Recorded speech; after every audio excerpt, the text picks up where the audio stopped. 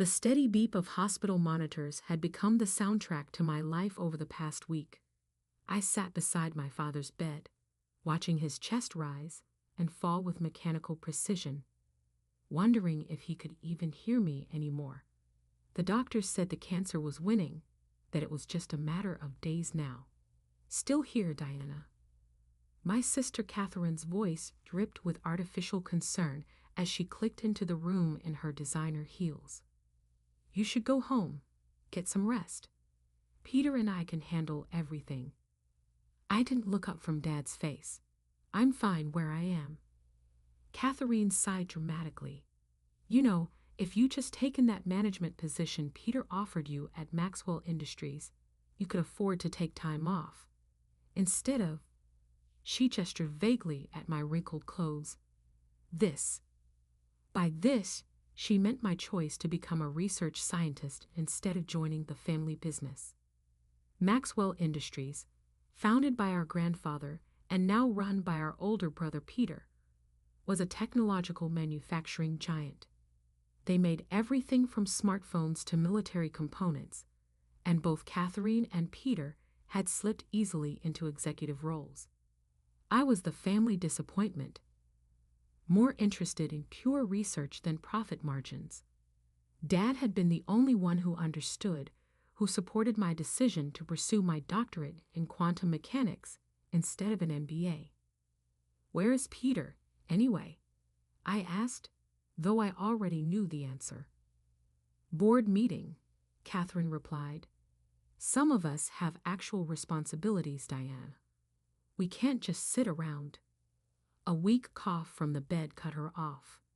Dad's eyes fluttered open, focusing first on me, then sliding to Catherine. Kitty, he whispered, using her childhood nickname. Give us a moment. Catherine's perfectly maintained smile faltered. But Dad, please. His voice was barely audible.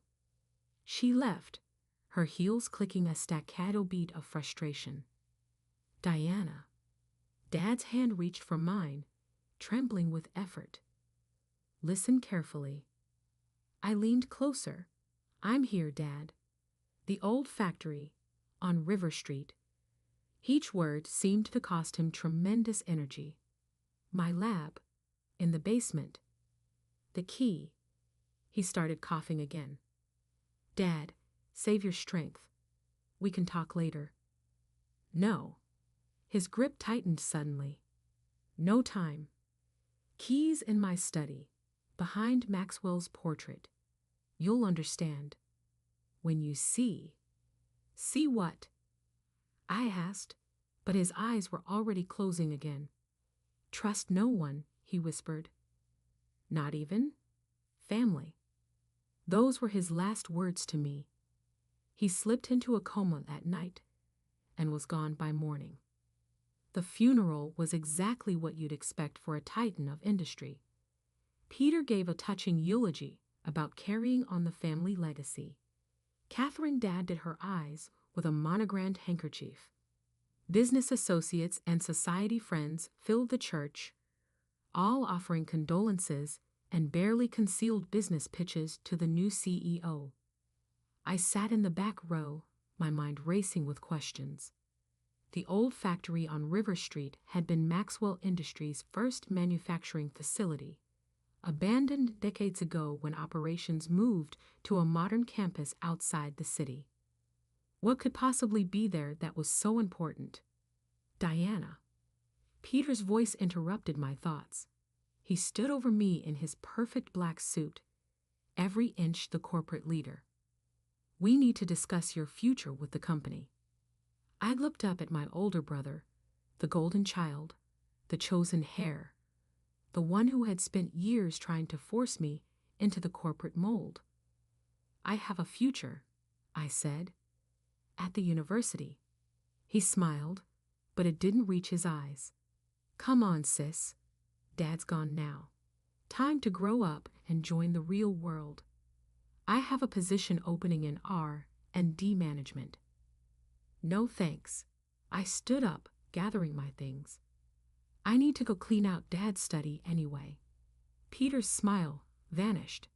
Actually, Catherine and I will handle that. Family papers, you understand. Sensitive company information. I thought about the key Dad had mentioned. I have just as much right. You gave up your rights to company business when you chose to play scientist instead of taking responsibility, he snapped. Then, recovering his composure, we'll box up any personal items for you.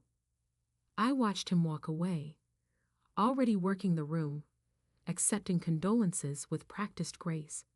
He had no idea that Dad's last words had been meant for me, not him. No idea that whatever was hidden in that old factory could change everything. That night, I waited until a security guard made his usual rounds at the family estate, then slipped in through the garden entrance. A secret path I discovered during childhood games of hide and seek. Dad's study was exactly as he left it, down to the half-empty coffee cup still sitting on his desk. Maxwell's portrait dominated one wall, our grandfather looking sternly down at anyone who dared enter his son's domain. It took me 15 minutes of careful searching to find the hidden catch behind the frame. When I pressed it, a small panel clicked open, revealing a tarnished brass key and a folded piece of paper. The paper contained a series of numbers, coordinates, maybe, or a code. But the key was old, its design unlike anything used in modern buildings. The kind of key that might open a door that hadn't been touched in decades. As I closed the panel and carefully replaced the portrait, I heard voices in the hallway. Peter and Catherine, coming to start going through Dad's things. Have to find it. Peter was saying, if she figures out what's in that factory. She won't, Catherine replied. Diana's naive. She probably thinks Dad's last words were just fever dreams. I slipped out the way I'd come in, the key burning a hole in my pocket. They knew. Whatever was in that factory, they knew about it, and they were desperate to keep me from finding it.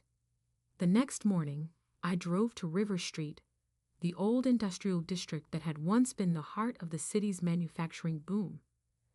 The Maxwell Industries factory stood like a ghost among renovated warehouses and trendy loft apartments. 3 stories of red brick and broken windows, surrounded by a chain-link fence bearing no trespassing signs. I parked a block away and watched. Within an hour, I saw 3 different security patrols. Way more than an abandoned building should need. Peter was obviously taking no chances.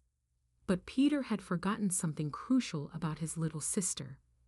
Before I was a physicist, I had been an explorer, the kid who found every secret passage in the family mansion, who knew every maintenance tunnel in our private school, who could get anywhere I wasn't supposed to be. And Dad, it seemed, hadn't forgotten. As I studied the factory through binoculars, I noticed something interesting. The security patrols focused on the main entrance and loading docks. But there, almost hidden by overgrown vegetation, was a small door, probably once used by maintenance workers. A door with a very old, very distinctive lock. I waited until night fell, then made my move. The lock was stiff from decades of disuse, but the key turned smoothly. Inside, the air was thick with dust and memories. My phone's flashlight revealed corridors filled with ancient machinery, broken windows letting in sliggers of moonlight. Everything was exactly as you'd expect in an abandoned factory, except for the elevator. Hidden behind a stack of rusted equipment, its doors were clean, its control panel modern. When I pressed the call button, it hummed to life instantly. There was only one button inside, B3, 3 levels below the basement that should have been there. As the elevator descended, I thought about Dad's last words. Trust no one, not even family. The doors opened onto something impossible, a state-of-the-art laboratory that looked like it belonged in a sci-fi movie. Holographic displays filled the air with swirling data. Complex machinery hummed with power. And everywhere, covering every surface, were notes and diagrams in my father's distinctive handwriting. "Oh my God," I whispered, picking up the nearest notebook. "Dad, what were you working on?" The answer, written in bold letters across the first page, made my blood run cold. Project Quantum Gate. Phase 3. Successful transmission achieved. My father, it seemed, had solved the impossible. And now I understood why my siblings were so desperate to keep me away. Because I was the only one who could understand what he had built and what it could do to the world. I spent hours in that underground laboratory, my mind struggling to process what I was seeing. The equations covering the walls weren't just theoretical physics. They were practical applications of quantum mechanics that shouldn't have been possible for decades. My father had done what every major tech company and research institution had failed to do. He had created stable quantum transmission, not just data transfer, but actual matter transportation at the quantum level. The applications are limitless, his notes read. Instant transportation of materials, secure quantum communications, even biological matter transfer. But the dangers if misused. The rest of that page was torn out.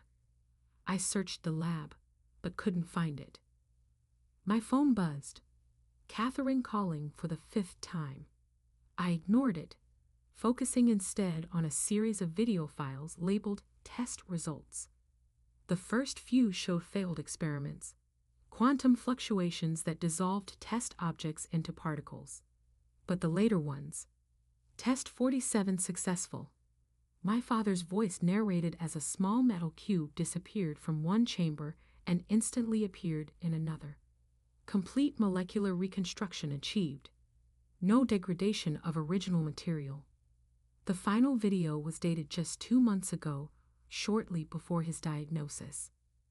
The military applications alone would be worth billions, he said, looking tired but determined. Which is exactly why this can never fall into the wrong hands. Peter thinks quantum tech is just another weapon to sell. He doesn't understand the responsibility that comes with this kind of power. A noise upstairs made me freeze. Footsteps, multiple sets. I quickly copied as many files as I could to my phone, then looked for a way out. There had to be another exit.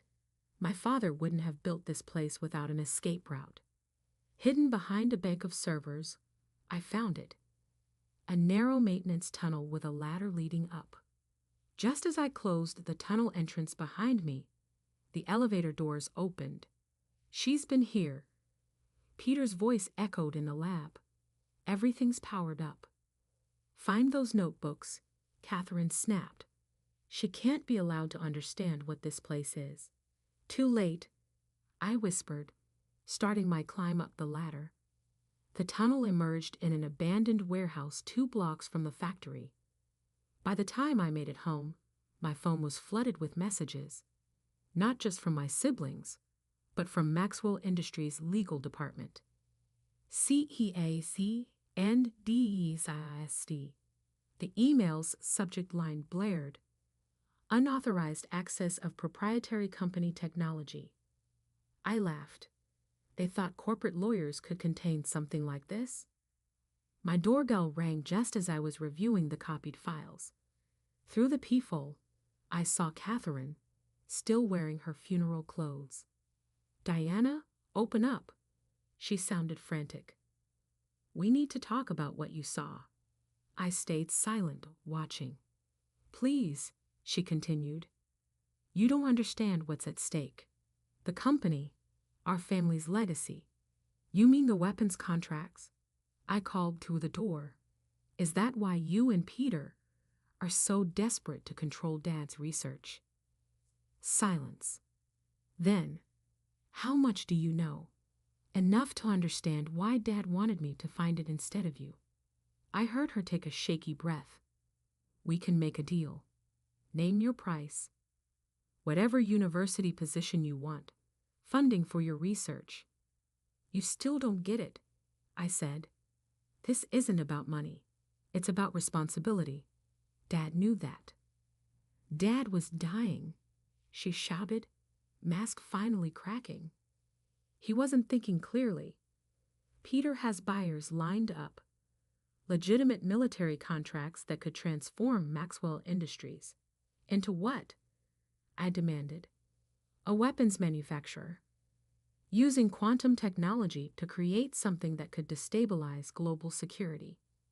To create something that could protect our nation.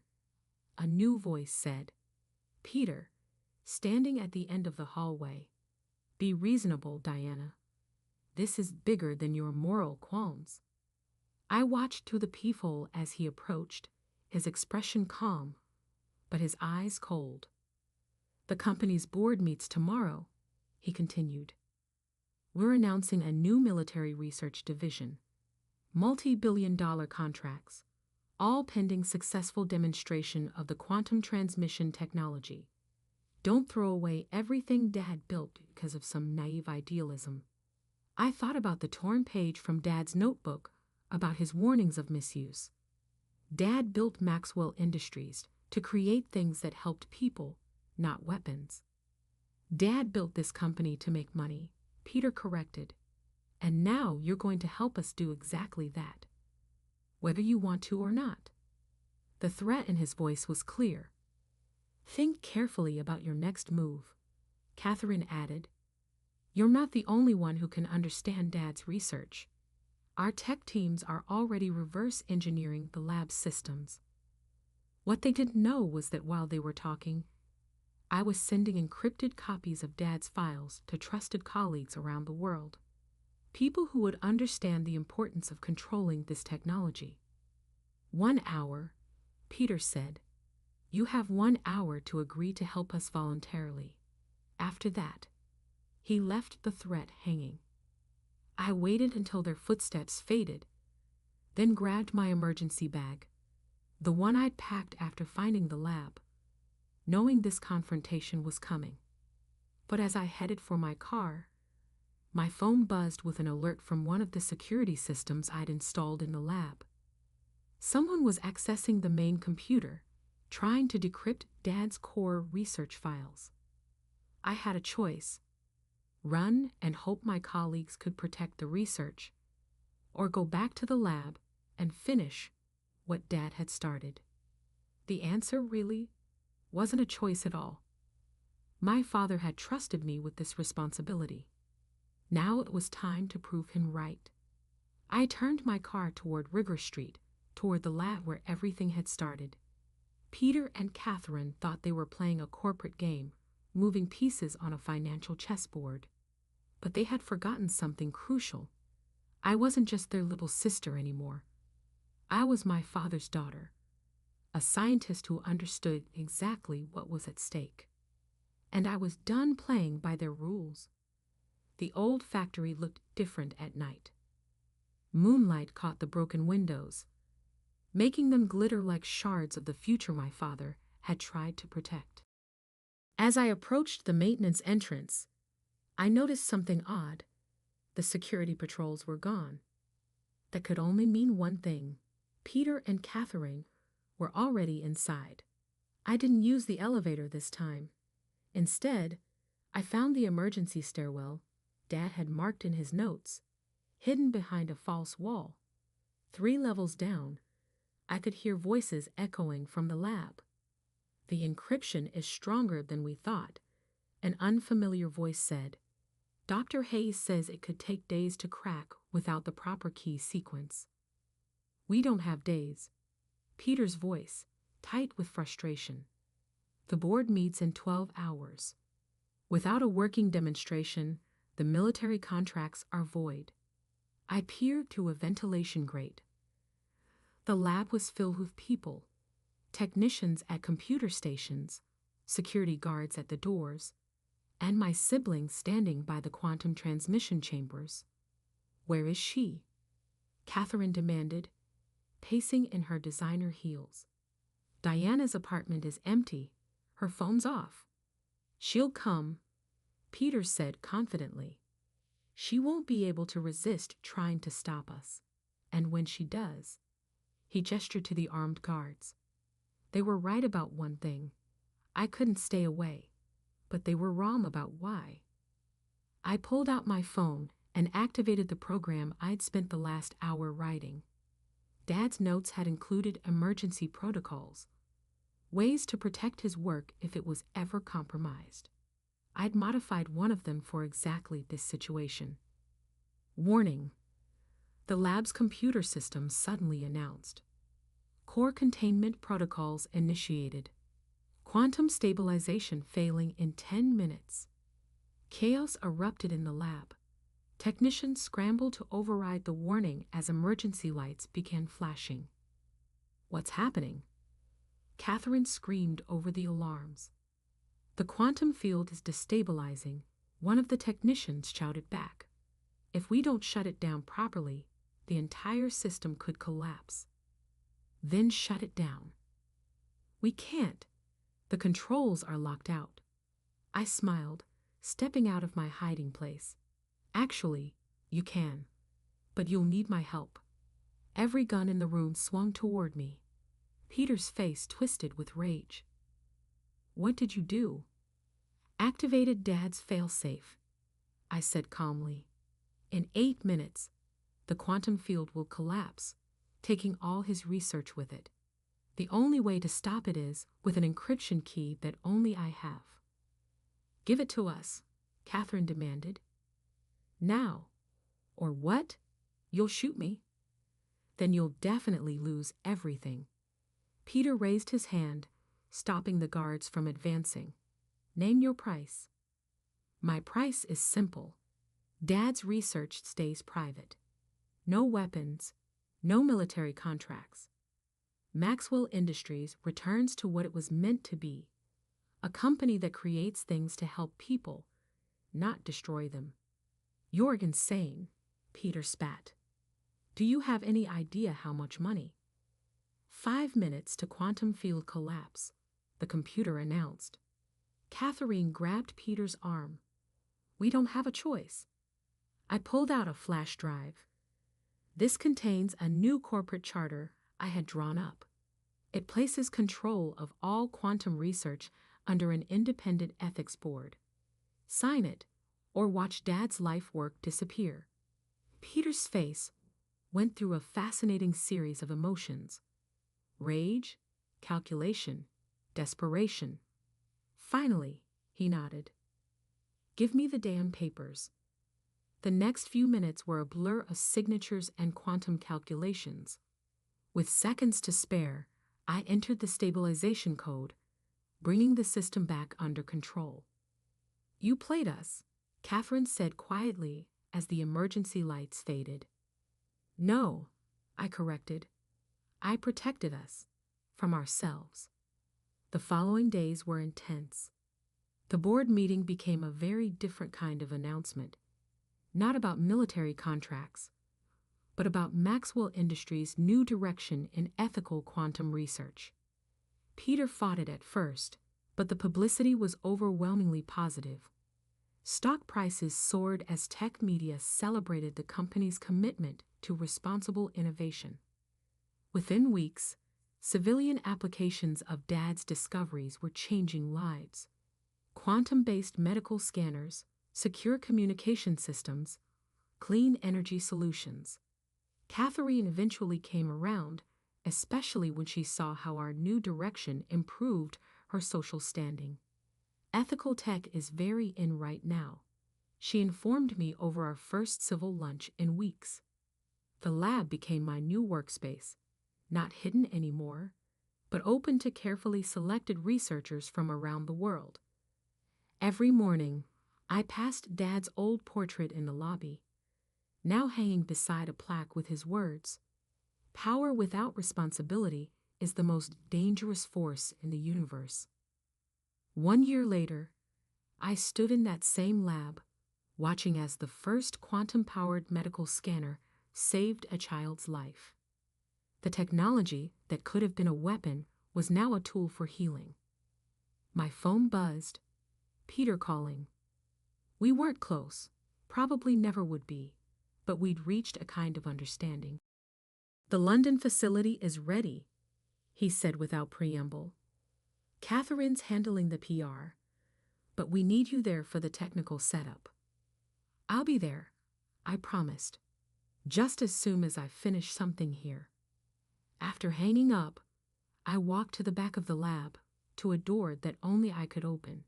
Inside was Dad's private office, exactly as he left it. On his desk sat a letter I'd found hidden in the lab's original encryption code. My dearest Diana, it began, if you're reading this, you've done exactly what I knew you would. You saw beyond profit and power to the real potential of what we've created. Your siblings never understood that our work wasn't about money or success. It was about making the world better, one discovery at a time. I touched the letter gently, feeling closer to him than I had since those final moments in the hospital. Trust no one, he told me. But what he'd really meant was, trust yourself. The quantum gate hummed quietly in the background, its blue light casting shadows on the wall. The same technology that could have started wars was now saving lives. All because one person chose responsibility over power. My phone buzzed again, another breakthrough at the medical center. I smiled, tucking Dad's letter back into its drawer. There would always be people like Peter and Catherine, seeing only dollar signs and power plays. But there would also always be people who understood what Dad had taught me, that the greatest discoveries aren't the ones that make us rich or powerful, but the ones that make us better. As I headed out to help with the new medical protocol, I passed the factory's old entrance. The no trespassing signs were gone, replaced by Maxwell Industries' new slogan, Innovation with Integrity. Dad would have liked that.